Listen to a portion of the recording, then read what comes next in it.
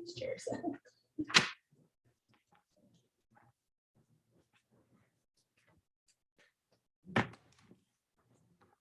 Sir?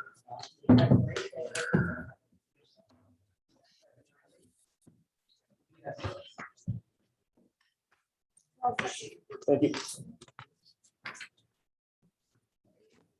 Unfortunately, we have a fairly short agenda tonight, so we're going to get started. I will now call the December 2nd, 2021 regular meeting of the Common Council of City of Plattsburgh to order. It's 5:04 p.m. Please rise and join me with the pledge. I pledge allegiance to the flag of the United States of America and to the republic for which it stands, one nation, under God, indivisible, with liberty and justice for all. Ms. Carly, will you please conduct the roll call? Mayor Rosenquist. Here. Council Canales. Here. Council Kelly. Here. Council Gibbs. Here. Council Sal. Here. Council Bob. Here. Council Moore. Here. All councilors have received a copy of the minutes of the November 18th, 2021 regular meeting. If there are no additions, deletions, or corrections, I'll now entertain the motion to accept the minutes as presented. Councilor Canales, second by Councilor Bob. All in favor? Aye. Opposed? Carried. I'll now recognize those in the audience who wish to share their thoughts and concerns with the council on any topic. Please come to the podium to be acknowledged. When called upon, we ask that you please state your legal name and address for the record. In accordance with the organizational rules of order, all speakers will be given 5 minutes to address the council. Is anybody that would like to address the council? Yes, please.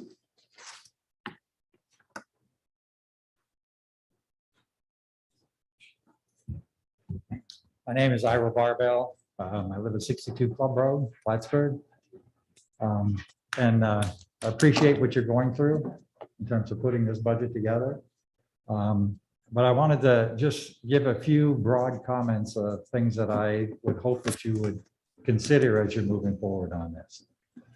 First, I'd like to encourage you to develop a budget summary. The budget process is really an opportunity for the council to establish goals, priorities for funding, what departments, assess what departments have done, what difference it made, what challenges they face going forward, and how they collectively help the city achieve its goals. The current budget is about financial inputs. The nuances of government financing, as probably all of you know, are difficult even for seasoned board members. I can assure you, the public does not understand the budget that is on the website. That is full of numbers. You need to think about the goals, the assumptions that you're making in terms of decisions, the priorities, the outputs, the outcomes that are reflected in the financing information that is in this budget. You made decisions. Those decisions are not apparent. The budget is a financial plan to achieve the city goals. Ask yourself, what are your goals? What are the goals for the city? Where does it want to be next year in 3 years? What are your priorities? What are the outcomes that you expect to see from departments? Linking the finances with department goals and outcomes provides a basis for evaluating the work of those departments and their contribution to achieving city goals. Good examples of city budget summaries, executive summaries are available. And I would encourage the council, as you move forward, develop your budget. If you finish your budget, you can always write an executive budget summary after the budget is completed to share with the public in language and words that they will understand what the city's doing with the money that you are collecting and the difference that you expect to see in 2022 from the investments that you're making. So that's the main issue that I wanted to bring. I was on the council previously. I brought that up with a previous mayor. It didn't go anywhere.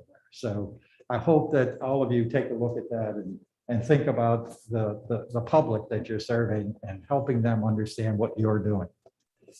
Secondly, I will encourage you to think about making a tax cut. Maybe 1%, maybe 2%, I don't know. The families in this community are still hurting and not totally recovering from the pandemic. And they're facing now the potential of a new variant of this virus And there may be more impact in the years ahead. With the increase in property assessments that have taken place over this last year, along with the increased sales tax that are anticipated coming up in the next year, with COVID funding that I don't know if it's come in or not for you to do work in the city can afford a small tax cut to the taxpayers and still maintain an increase in your base funding from this year till next year. So I would encourage you to think about that as you're completing this budget. Secondly, along the same line, I would hope that you would maintain a healthy reserve fund. You know, $2 to $3 million. I think you started with about $4 million this year. We may not be out of the woods. Nobody really knows what this new variant is going to do. Is it going to be as bad as the variant that has been here for the last year? And we'll be going through another year where there will be shutdowns and other things that you as a council will have to make decisions about how to manage the city. Keep a deficit, keep a reserve fund that's an adequate reserve fund so that you can make decisions appropriately. Lastly, increasing the city staff. I know there's a number of, some of them are replacements for people that are there. I don't understand because I didn't look at it that carefully in terms of the number of staff, but I would encourage every council member to read the Moody's financial report that was produced last fall when we were looking at a bond rating for Plattsburgh. And I'm sure it's available online somewhere here. What you will see is their analysis of the finances of the city of Plattsburgh is that they think we are overstaffed for a city of 19,000 people. And that we have an unfunded liability of somewhere between 150 and 160 million dollars. And that's unfunded liability that has to do with long-term costs, employee costs. The only option that exists to begin to cut that liability is to look at the way you handle staffing in the city. You know, as I said, the city's job, role is not to provide jobs, it's to provide services that meet the needs of this city. So please take the time to explore all alternatives before adding a full-time staff position in this city. And that could be restructuring in the department that's needed, you know, redesigning departments. It could be best practices being explored to see whether they could be put in place that might have productivity increases. It could be contracting, it could be partnerships, it can be a variety of options to at least look at before you just fall on the one option of, well, you know, we're understaffed over here, so we need 4 more people or whatever. Look at what understaffed means and what are the options to handle that. Lastly, these are just a few, I don't know if I have any time left, but just a few quick comments on, you know, on that, just questions more than I have than any recommendation on these. You know, I've heard, you know, the police department had 3 vacancies and they're gonna, you know, anticipating 6 vacancies, I think, coming up in the next year. And you've made already a decision to bring people on board and get them prepped and ready to get into the jobs as quickly as possible. My question is, you know, are you sure these people are retiring? I mean, there are people that are eligible to retire, but if they don't retire, what happens to the 6 people that you hire that you anticipated were going to replace somebody that retired? And I just asked that question because I doubt anybody has already submitted a letter saying I'm retiring as of June or something of this year. So you're just think about that question anyway. That's all.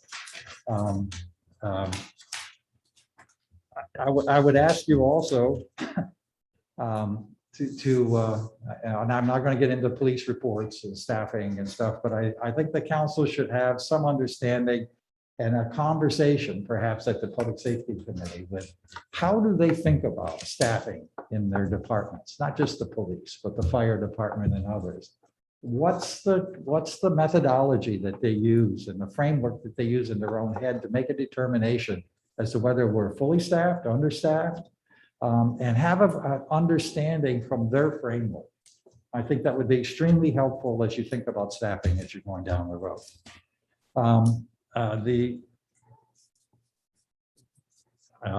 I'll just jump to the last one that is in there that I think you should think about is the second ambulance at the fire department.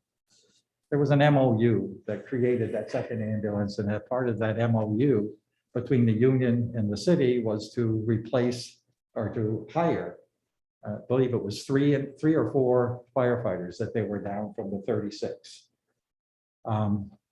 The understanding between the union and the city, as I understand it, was that the ambulance had to cover its costs. And when I looked at the numbers in this year's budget for the ambulance service, it was 900 and something, which is pretty close to what it was with a single ambulance in terms of the revenue that has been generated.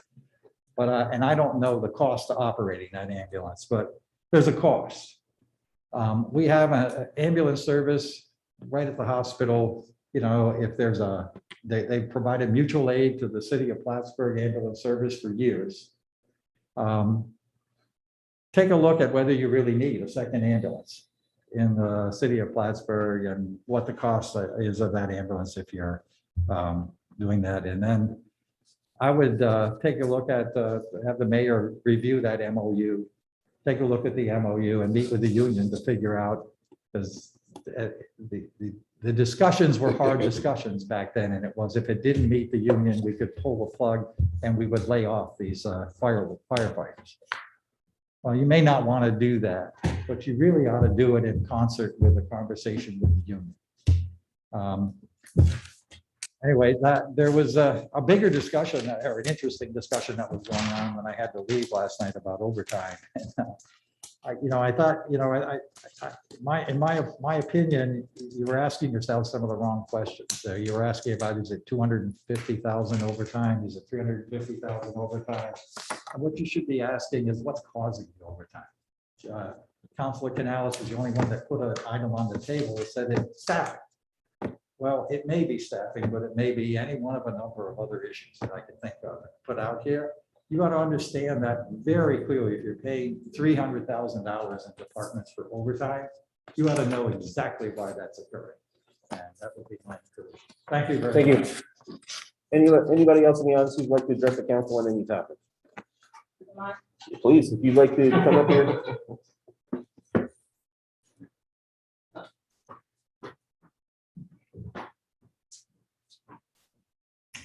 Hi, everybody. My name is Colleen Downs. I'm here on behalf of the Sunrise Rotary, which is the 8 o'clock in the morning. No, 7:30. It's like so early on Tuesdays. And we have talked with the city and are proposing a gift of 2 beach wheelchairs for the city of Plattsburgh. It came about because when I was in part of the Rotary doing the walkthrough for the Mayor's Cup, one of the things that we looked at was access and making sure that, whether you're really able-bodied or maybe you're older, maybe you've got a disability, that there's, people can get to things. And I was talking with the lifeguard and she said one of the things that she gets questions about sometimes is beach wheelchairs.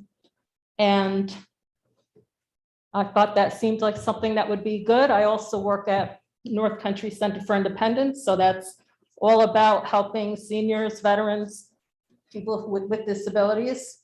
So we thought it would be a great way to give back to the community. Thank you. Do I stay or do I? Stay for. You want to keep talking? You got another. Oh. No, I'm just making sure. This is my first time here. No, you're fine. You're fine. Yeah, I get it. That item is on the agenda tonight for approval, or I would hope for approval. Okay. So you can stick around. That's the only item on tonight, so it should be a short meeting. All right. Thank you for. Thanks. Yeah. Now go to committee reports. Each standing committee is chaired by a counselor. Now call upon that counselor, starting with City Operations Counselor Canales. We'll be having a meeting this Monday, December 10th. Great. That's it. Finance Committee, Finance Economic Development, we have a meeting on the 6th, I believe, December 6th, Nice. December 9th. At that meeting, we are looking at a number of resolutions, both in CDO as well as finance, to wrap up year-end financials. Per the conversation in the council's budget meeting, there's some items to come before that committee for that conversation as well. City Infrastructure Councilor Moore. Didn't have anything new to report other than doing a lot of cleanup I've seen here and there. Our regular meeting will be this coming Monday, so we'll have a big update on the wrap up and so on. Great, thank you. City and Public Safety Councilor Gibbs. Sorry. Wow. Oh, wow. I actually have a question for you, Mayor. I sent you a link for a grant opportunity for the fire department. Is the city pursuing that? I think at this point, I don't have an update from Scott Wallace yet. Because the date to close that on that application is coming up very quickly. Yep, and I believe he's working on that. Okay, Yeah. other than that, I don't have any I'll updates. see if he has an update for us at the committee meeting. Okay, Yeah, thank you. We'll now move on to liaison reports. Plattsburgh Public Library, Councilor Bob. The November board meeting was canceled because there was no quorum, so nothing new to report. Plattsburgh Municipal Lighting Department, Councilor Kelly. Nothing new to report. Dean Sneller. I'll now entertain a motion to approve the payrolls of various city departments for the week ending December 1st, 2021 in the amount of $482,250.65. Councilor Bob, second by Councilor Canales. Discussion. Roll call. Council Canales? Yes. Council Kelly? Yes. Council Gibbs? yes, Council Talon? Yes. Council Bob? Yes. Council Moore? Yes, Carried. I'll now entertain a motion to approve the bills audited by the common councils for the weeks ending December 3rd, 2021 in the amount of $425,693.82. Councilor Canales, second by Councilor Gibbs. Discussion. Roll call. Council Canales? Yes. Council Kelly? Yes. Council Gibbs? yes, Council Talon? Yes. Council Bob? Yes. Council Moore? yes, Carried. Before voting on this sole resolution, I'll note that this resolution has been thoroughly discussed by those involved in that conversation. We're now taking action, large part due to the recommendation of those folks. Ms. Carlin, will you please read the title of the resolution to be acted upon? Item 7.290, acceptance of unsolicited gift of accessible beach chairs from Sunrise Rotary Club of Plattsburgh. Motion, Councilor Bob, second by Councilor Talon. Discussion. As so pointed out, this is a gift from Sunrise Rotary to the city of Plattsburgh to improve and increase accessibility at City Beach. Just want to say thank you so much. This is Yeah, really thank you. exciting. Yes, It's great. Absolutely, thank you. I think it's something that'll really do big help. Thank you. If I could just say one real quick thing, which is, I want people to think about it as something that's kind of a mainstream use for like people who are older, if you want to bring a parent, it's for anybody's use. It doesn't have to just be somebody who's traditional wheelchair. Great injuries or anything like that. It's great. It's great that they'll be available on site. Thank you. Yeah, thank you. Any further discussion? Roll call. Council Canales? Yes. Council Kelly? Yes. Council Gibbs? yes, Council Talon? Yes. Council Bob? Yes. Council Moore? yes. Carried. Any new business to come before this council? Nothing further to come before the council. I entertain a motion to adjourn. Councilor Canales, second by Councilor Bach. All in favor? Aye. aye. Opposed? Now adjourned. That's all.